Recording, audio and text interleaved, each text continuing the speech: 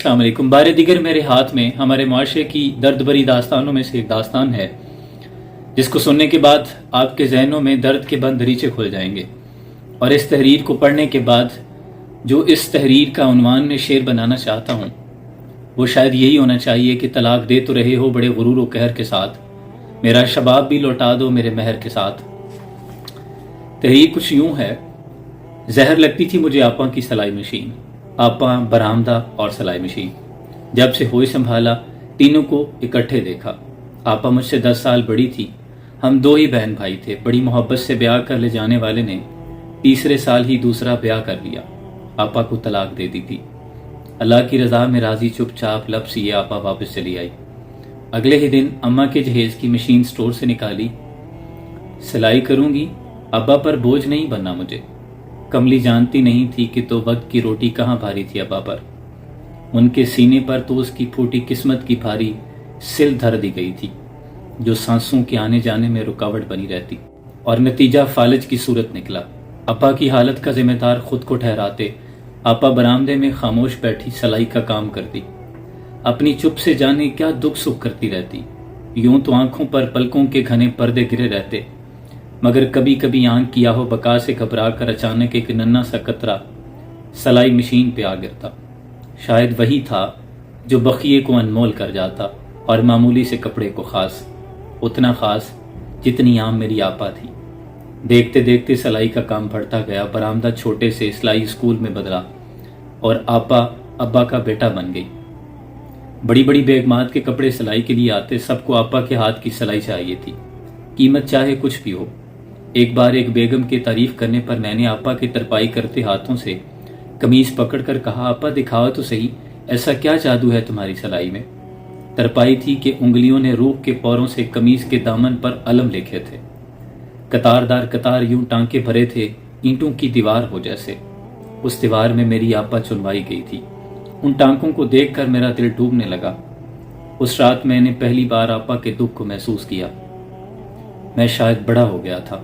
उस रात भी आपा देर तक सिलाई करती रही। सारी रात मशीन चलती, रोती और आपा गाती रही, मोहब्बत की छोटी कहानी पे रोए। अचानक सिलाई मशीन अपनी अपनी सी लगने लगी थी, हमदर्द, गम गुसार। उस रात पहली बार सिलाई मशीन की आवाज़ में भरा दुख सुन पाया था मैं। मशीन के साथ मैं भी सारी रात रोता रहा। हाय मोहब्बत की छोटी कहानी पे रोए। अगली सुबह मेरी बरतानिया के लिए फ़्लाइट थी। मेरा वहाँ की यूनिवर्सिटी में दाखिला हो गया था। आपा सिलाई मशीन की सुई में धागा नहीं ख्वाब डाला करती थी। बखिया कैसे न जचता। उसने फटे पुराने उधड़े दुखों को रफू करके सपनों की ऐसी चादर बुनी थी जिसने हमारे बेसरो समान सरों पे छाता कर दिया। मैं अपनी आपा का मकरूज हूँ। मैं अपनी आपा की सिलाई मशीन का मकरूज हूँ और हमेशा रहूंगा। आप सबको अपने वालिदैन का बाजू बनकर उस कर्ज को उतारने में मेरी मदद करनी है। आपा के नाम पर खोले जाने वाले सिलाई स्कूल का इफ्तिताह करते हुए मैं रो पड़ा। व्हील चेयर पर बैठे अब्बा आज बहुत खुश थे। वक्त ने अचानक आपा की जिंदगी की पतंग लूट ली। आपा हमें खैर बात कहकर जा चुकी थी। आज बरामदा खाली था और मेरे हाथों में कपड़े का लम्स बाकी। रातों को अब भी अक्सर सिलाई मशीन गाया करती है, मोहब्बत की छोटी कहानी पे रोए। एक कहानी मगर मुस्कुराती है, बाप से बेटी की मोहब्बत की सच्ची कहानी। अब यकीनन आपको मेरे उस शेर की समझ आ गई होगी कि तलाक दे तो रहे हो बड़े गुरूर व कहर के साथ, मेरा शबाब भी लौटा दो मेरे महर के साथ। उन तमाम नौजवानों से, उन मर्द हजरात से कहना चाहता हूँ जो ज़रा ज़रा सी लर्जिशों पे, ज़रा ज़रा सी घर की तलखियों में तंग आकर तलाक जैसा इतना बड़ा फैसला कर लेते हैं और इतना बड़ा दुखों का पहाड़ किसी पे टूट पड़ता है, आप नहीं जानते। बहनें और बेटियां कैसे रुखसत की जाती हैं मैं जानता हूँ। कलेजे का टुकड़ा निकाल के किसी के हवाले करना कितना आसान है, आप इसको महसूस कीजिए। खुदा के लिए इतने बड़े बोल बोलने से पहले ये सोच लिया करें कि किसी की बेटी, किसी के दिल का चैन, किसी की रातों की नींदें तबाह होने वाली हैं। अल्लाह करीम से दुआ है कि अल्लाह हमारे मुआशरे में बढ़ती हुई इस बुराई पे अपना फजल करे और लोगों में बर्दाश्त का थोड़ा सा एलिमेंट आ जाए, लोग बर्दाश्त करना सीख लें।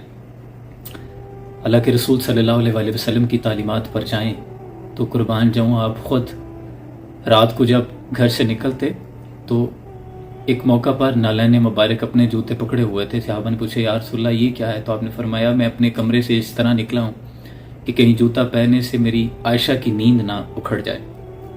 تو یہ تو تعلیمات ہیں. تو سرکار کی اسوہ حسنہ پہ چلتے ہوئے ہمارے گھروں میں ہماری زندگیوں میں روشنی آ سکتی ہیں. لاکھوں کروڑوں درود نبی اکرم صلی اللہ علیہ وسلم خاتم النبیین کی ذات مبارکہ پر. اللہ انہی کے طفیل ہماری زندگیوں میں امن و امان اور خوشیوں کا سامان کرے. اپنا بہت سا خیال رکھیے. مجھے دعاؤں میں یاد رکھیے گا. سلام پہنچے.